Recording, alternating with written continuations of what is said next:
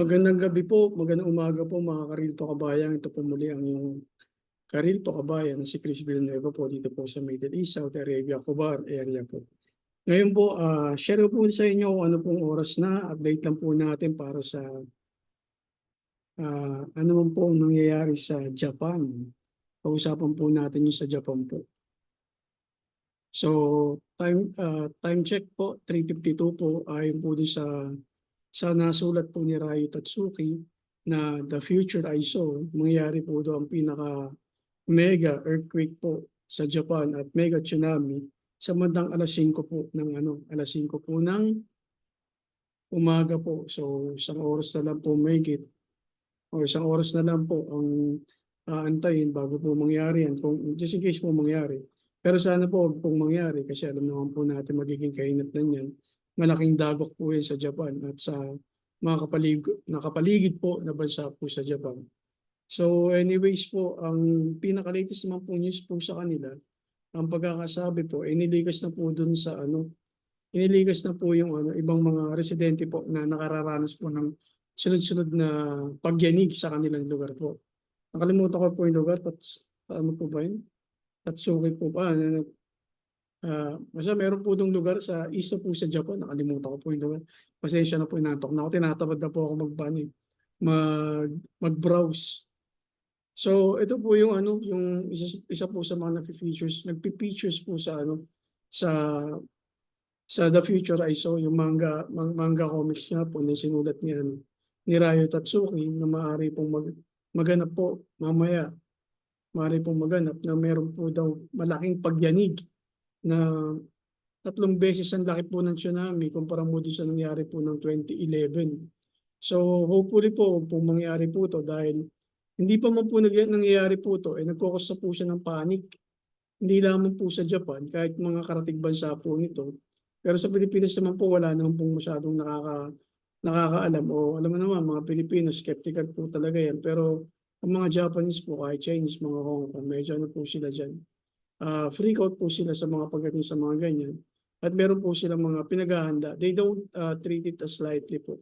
Talagang ang po nila dyan, ang trato po talaga nila dyan, kahit nasabihin na nilang, kahit sinasabi na po ng mga scientifico na na hoax po to, wala naman po kasi nakakaalam po ng pagdating po talaga ng earthquake, wala pa po tayong ganun ka modern equipment o technology na makapag-predict po talaga ng pagdating po ng earthquake.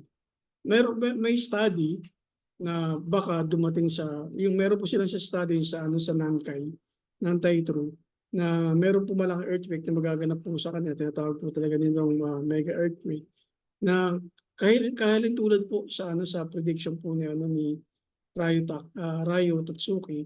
Pero matagal pa po yun, matagal pa po siya magaganap.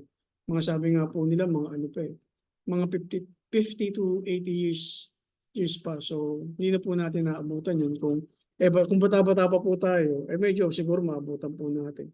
Pero kung kaedad ko po kayo, mga magsi-50 na, tapos yung iba dyan, 60 na, malamang hindi nyo na po siguro aabutin yun. Kung magkakatotoo po yung prediction po ni sa comic book po ni manga comic book po ni Ryo Tatsuki, naabutan nga natin. Kaya lang, ang po niya, pagkakasulat niya sa manga, sa manga comics po niya, talagang sobrang devastated yung lugar ng Japan. May lulubog po talaga mga city sa Japan at may lilitaw naman po mga isla na magdurugtong po sa Pilipinas, sa Hong Kong, Taiwan, Japan, tsaka Pilipinas. So imagine po kung may lumabas po na isla na magdudugtong sa tatlong bansa po na yan, talagang malaking po yan, malaking trahedya po yan. Catastrophic pong nakakalabasan po yan, hindi lang po sa Japan, kundi po sa Pilipinas, yung sa upper part po. Kung sa Philippine seabed po, manggagaling po yan, malamang yung mga tatamaan po niyan, yung mga sa upper part po, mga Batanes, o yung sa gilid po ba. Buti na lang may bundok po tayo sa gilid ng Sierra Madre, kasi mataas po yun. So maraming mga bundok doon, maraming mga Pero yung mga nasa lying area po sa mga seaside, malamang tamaan po yun kung magkakatotoo po.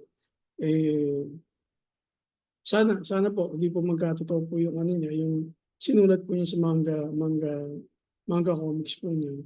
Para naman po, kahit papaano po maging panatag po yung loob po lahat po ng mga Hapones o mga tourist na nasa Japan at gano'n din po tayong mga Pilipino. Kasi somehow, ang Japanese po kasi parang brother na po natin, brother and sister na po natin talaga yun. Kasi yan po yung laging nagpapautang sa Pilipinas pagdating po sa mga mega project din po natin. At tumutulong po yan number one sa Pilipinas. Mga brother nga po natin, marami pong Pilipino talagang nagtatrabaho rin po sa Japan na kahit pa paano po nakatulong po sa mga Hapon para po sa kanilang para po sa kanilang mga bansa. So, wala na pong nababalita ng mga na dagdag po na mga earthquakes diyan po sa may parte po ng Nankai 2. Tapos kagabi binalita ko po ng mga isang lang, mga 1,000. Pero after that, wala na po akong naririnig. Siguro tapos na yung quake. So, pasalamat na lang po tayo. Tapos na po yung na po na yun. Tapos na po yung quake para at least nakakatulog na po sana yung mga tao po dyan. Pero yung kanina, sabi po ng WION, Indian news, parang kilala po ito sa sa mga Indian, mga Indian news, parang ganun. Nilikas na po yung tao dun po sa particular na island po na yun. Kasi natatakot nga po daw sila. Dahil nga rin po sa nasulat po dyan sa manga comics po na yun. Pero so far, wala na pong quake na na nabalita. Last night meron, pero ngayon parang wala na ako narinig eh. So parang hanggang 1,000 lang for 2 weeks. Diba? For 2 weeks, 1,000 quakes ang naramdaman. Po nila nakakapraning po yun. Araw-araw na. Pero mo, 14 days lang. Tapos meron kayong isang daang lindol na nararamdaman nyo. Although hindi malakas, pero nakakapraning po yun. Sa atin nga, maliit nga lang, mga 4 intensity 4 nga lang po yung nararamdaman eh. Yung mga tao halos umiiyak na di ba? Halo na, bigla ka na alimpungatan. Nagising ka ng madaling araw, tapos lumilindol ng ganun. No? Anyways po, yun lamang po. Magandang gabi po sa ating lahat. Patuloy po natin ipanalangin sa ating Panginoon Diyos na palagi tayong nasa mabuting kalagayan, maging ating buong sambayan. Sa ating pagtulog, huwag po natin kalimutan manalangin para naman po gabayan po tayo ng ating Ama. At sa araw po ng bukas, siyempre, pasalamat po tayo dahil binigyan po tayo ng panibagong buhay at lakas.